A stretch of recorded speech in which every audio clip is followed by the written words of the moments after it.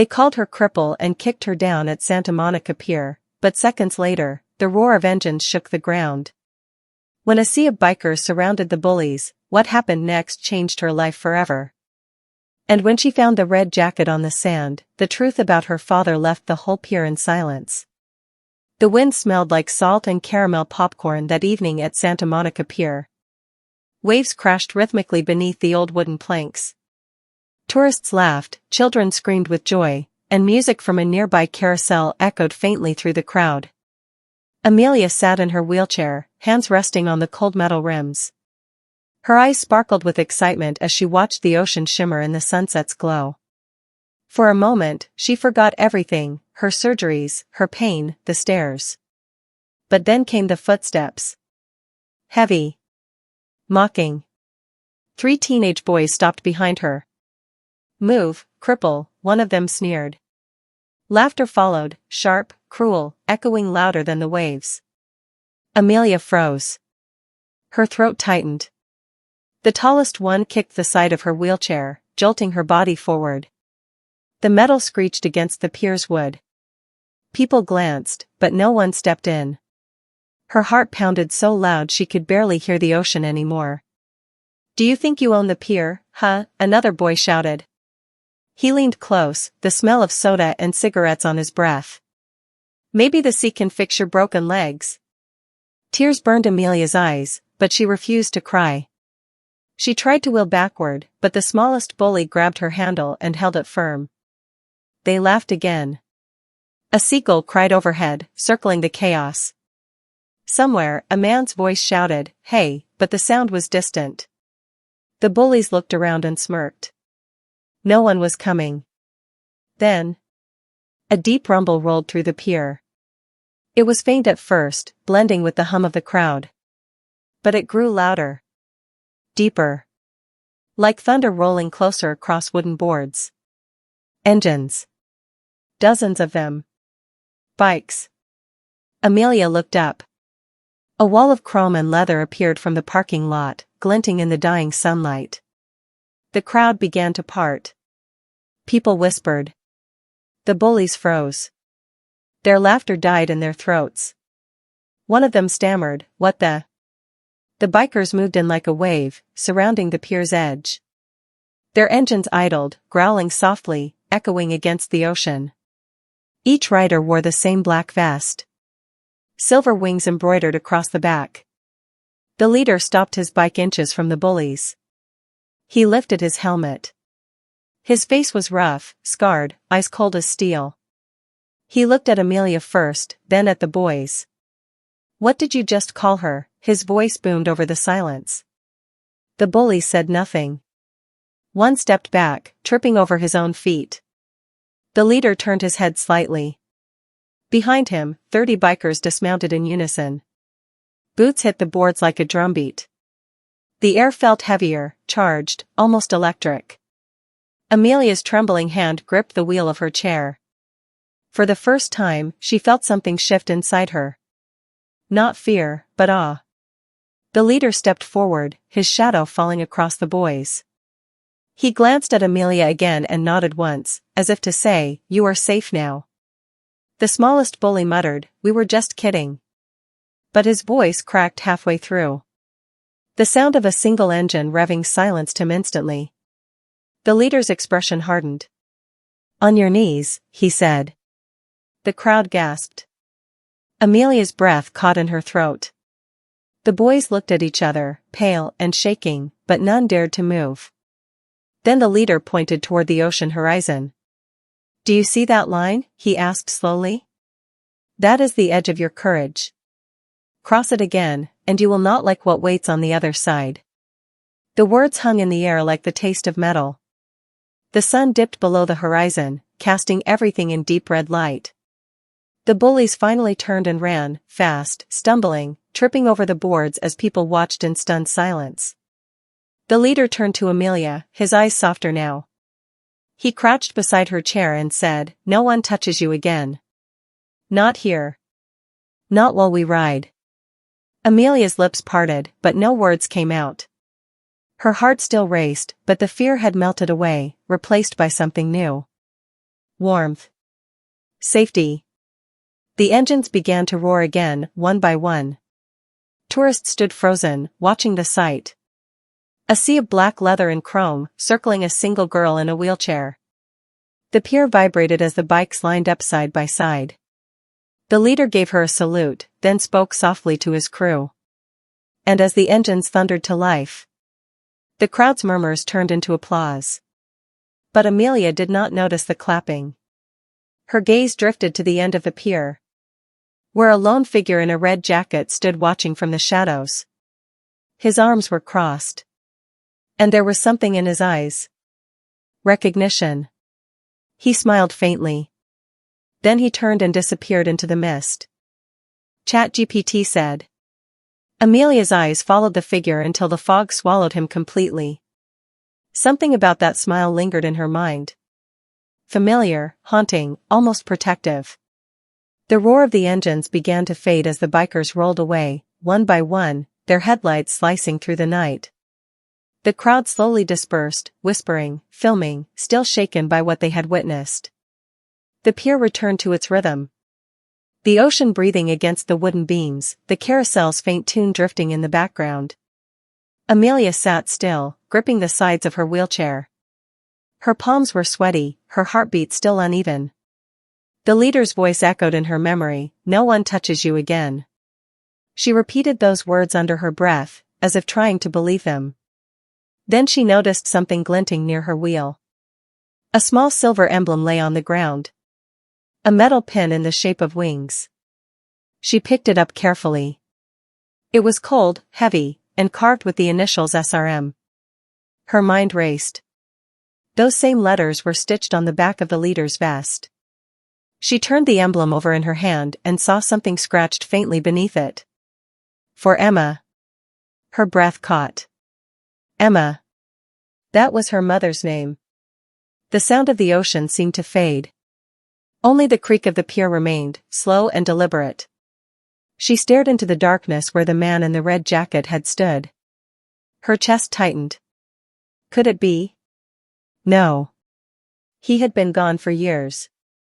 Her father. The man who left after her accident.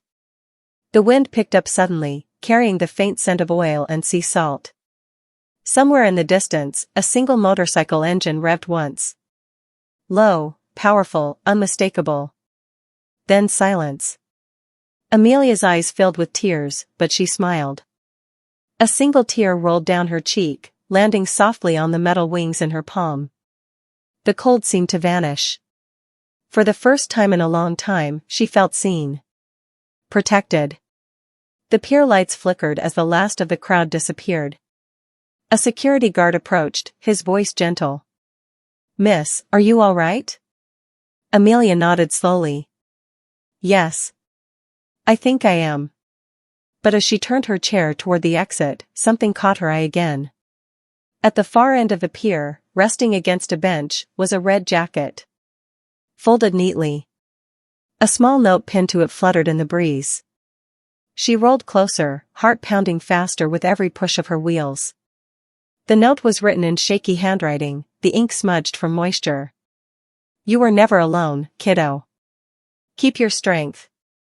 The road is yours now." Her hands trembled. She pressed the note to her chest. The jacket smelled faintly of smoke and motor oil. The scent of her father's hugs when she was a child. Behind her, the waves crashed harder, as if applauding. The sea breeze tugged gently at her hair. She lifted her head toward the horizon. The last trace of sunlight fading into violet and gold. And for the first time in years, Amelia whispered to the wind. "I am not broken anymore." But somewhere, far down the coastal highway, a row of headlights gleamed in formation. Engines growled. And leading them was a rider wearing no helmet, his red jacket glinting under the moonlight. He glanced once in his mirror. A small smile touched his lips. Then he turned the throttle and vanished into the night. The night deepened over the Pacific, wrapping Santa Monica in a veil of silver mist. The ocean glowed faintly beneath the moon, whispering secrets that only the brave could hear.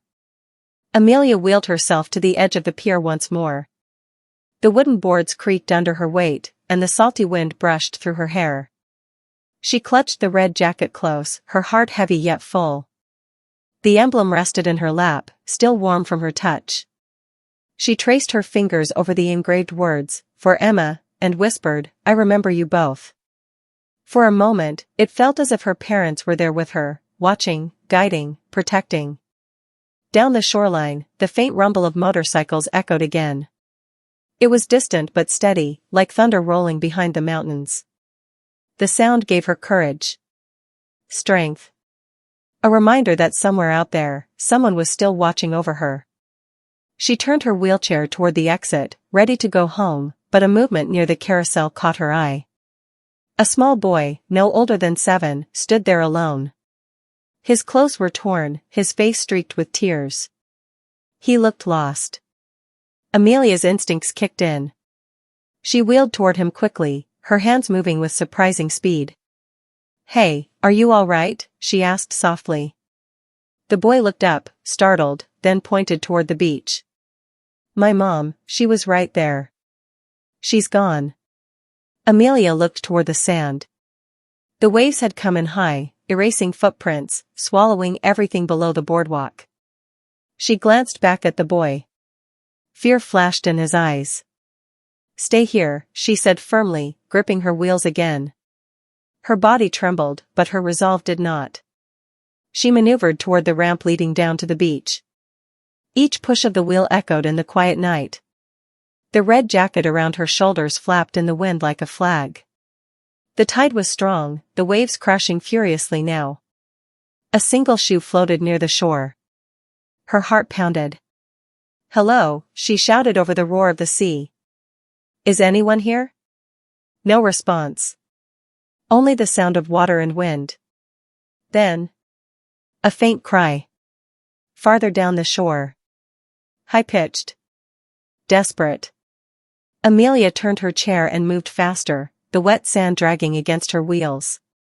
Her arms strained, her muscles burned, but she did not stop. The cry grew louder. A woman clung to a half-submerged wooden beam, the tide rising around her. Her face was pale with exhaustion, her fingers slipping on the slick surface. Amelia scanned the beach, no one else was around. The lifeguard stand was empty. No lights. Just her. She took a deep breath and shouted, "Hold on. I am coming." Her wheelchair stuck in the sand halfway there. The tide surged forward, splashing her legs, chilling her skin. She leaned forward, unbuckled her belt, and slipped out of the chair. Her knees sank into the sand, but she pulled herself forward, inch by inch. The cold waves slapped against her arms and face. The salt burned her eyes, but she kept moving. The woman's hand slipped. Amelia lunged and grabbed her wrist. Their fingers locked. "I have you!" Amelia cried. The woman gasped, coughing, shivering violently. Amelia dug her elbows into the wet sand, anchoring herself as the waves crashed around them. With one final pull, she dragged the woman to safety, both of them collapsing on the beach, drenched and trembling. The woman coughed seawater, then looked at Amelia through tears. "My son, thank you, thank you." Amelia smiled weakly, breathless. "He is safe," she whispered. "He is waiting for you." Moments later, voices shouted from the pier. People were running toward them, bystanders, a security guard, a paramedic. Flashlights flickered through the mist. The boy sprinted down the ramp, calling, "Mom." He threw his arms around her, sobbing. Amelia watched quietly, her chest swelling with relief. The paramedics wrapped them in blankets and led them toward the ambulance. One of the rescuers turned to Amelia. "Miss, that was incredible. You saved her." Amelia shook her head. "No," she said softly, looking toward the dark horizon. "They did." The rescuer frowned. "Who?" Amelia pointed to the sky, where faint glimmers of headlights danced along the distant cliffs. A line of motorcycles tracing the coastline under the moonlight. She smiled faintly. They never really left. And as the engines faded into the night once more, The wind carried a whisper only she could hear. "Ride on, little one." Amelia's breath caught as the whisper faded into the wind. She turned her face toward the sea, eyes glistening beneath the soft moonlight. The night had grown quiet again, only the steady rhythm of waves remained, washing over the sand like a heartbeat. The paramedics helped the woman and her son into the ambulance, its red lights flashing against the mist. As it drove away, the beach fell into silence once more.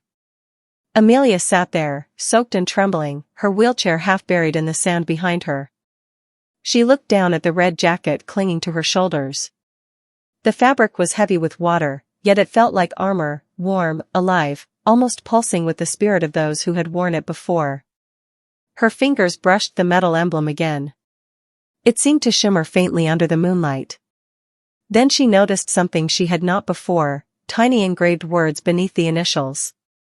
Barely visible. Guardians of the Broken Road. Her heart skipped. She had heard that name once, long ago. Her father had whispered it to her when she was a child, tucking her into bed before her accident.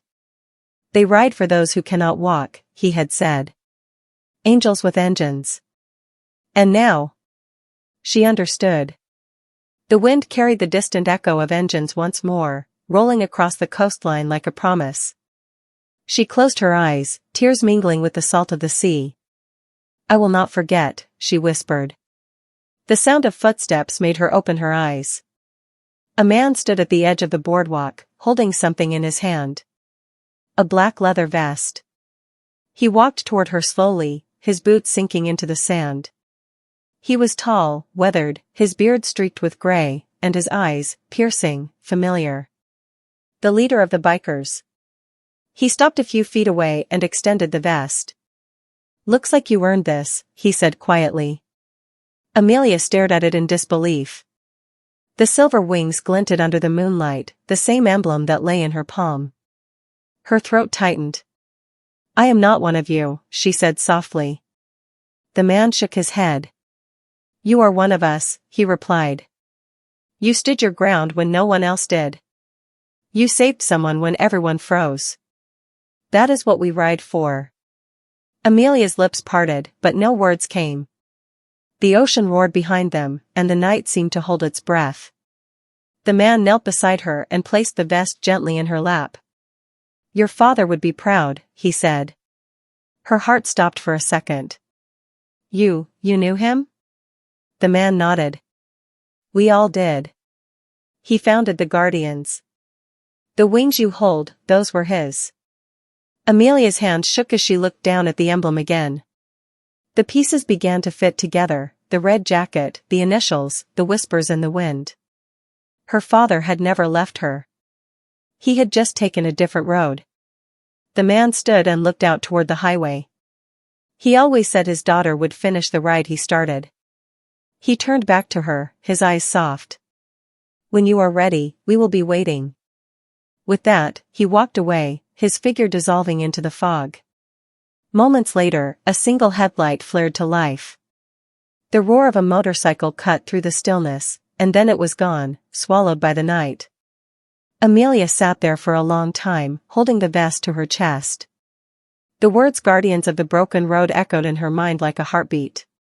Somewhere deep inside, something awoke.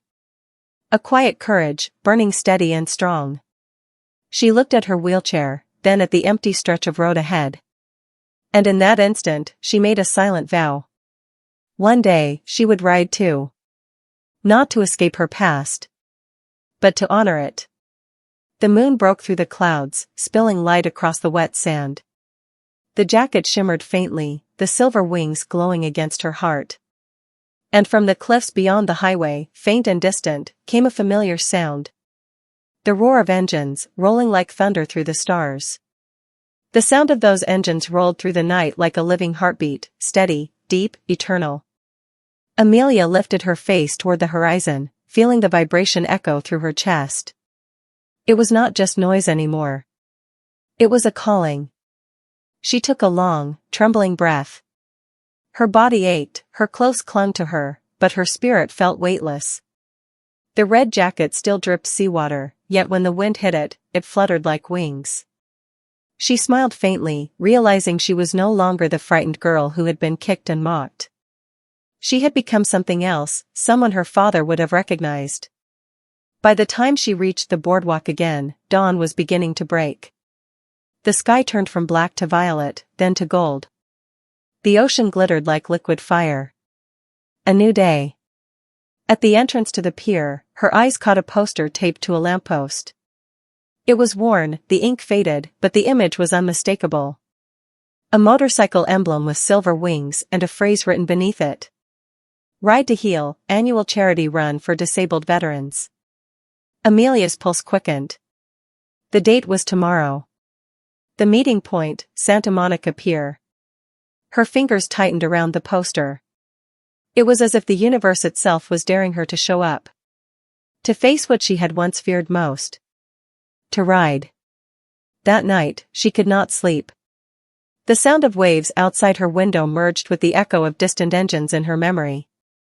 She sat by her desk, staring at the old photograph of her father, a man with a wild smile, sitting on his Harley, the same silver wings on his vest. In the picture, she was just a child, sitting on his shoulders, laughing. She whispered to the photograph, "Tomorrow, Dad.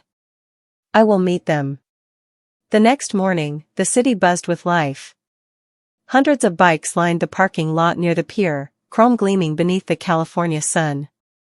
The air vibrated with the hum of engines, the smell of fuel, leather, and sea salt. People gathered, chatting, laughing, hugging, an army of misfits bound by the road. And among them, Amelia arrived, rolling her wheelchair between the rows of motorcycles. Heads turned. Conversations paused. Then a path opened for her, just like that night. The leader from before stood at the front of the line, his arms crossed. He saw her and smiled. "You came," he said. "I said I would," she answered. He nodded, then gestured toward a bike beside him, a custom build with a low frame and wide seat. A sidecar had been attached, reinforced, with the same silver wings etched into the metal. Amelia's eyes widened. "You made this, for me?" He grinned. "Your father started it years ago. We finished it." She ran her hand across the sidecar's smooth surface. The metal was cool, solid, alive with history. Her reflection shimmered in it, framed by the ocean and the sunrise behind her. "Get in," the leader said. His tone was not a command, but an invitation. She took a deep breath and eased herself into the seat. The leather was warm, fitted perfectly to her shape, as if it had been waiting for her all along. The leader swung onto his bike beside her and revved the engine. The sound filled the air, rich, powerful, liberating. All around them, hundreds of engines followed. The ground shook. The pier trembled. People cheered. The leader looked at her and said, "Ready?" Amelia smiled, wide, fearless, unstoppable. "Let's ride." The convoy roared to life, rolling down the Pacific Coast Highway in a storm of sound and light. Wheels turned. Waves crashed. The wind tore through her hair. She laughed out loud, a raw, beautiful sound carried away by the sea breeze. For the first time, she was not just watching the world move. She was part of it. Every mile felt like a heartbeat reborn. Every gust of wind felt like a whisper from her father, guiding her, riding with her. As the pack thundered across the coast, the leader raised his hand in salute, and the others followed. Dozens of silver wings gleamed in the sun, forming a sea of light across the road. And somewhere above them, in the endless blue, a single seagull soared. Its wings wide, fearless, riding the wind beside her. The convoy rode on for miles, a river of chrome and thunder flowing along the coastline. Cars pulled over. Pedestrians stopped to watch. Every passing soul could feel it, the unity, the defiance, the freedom.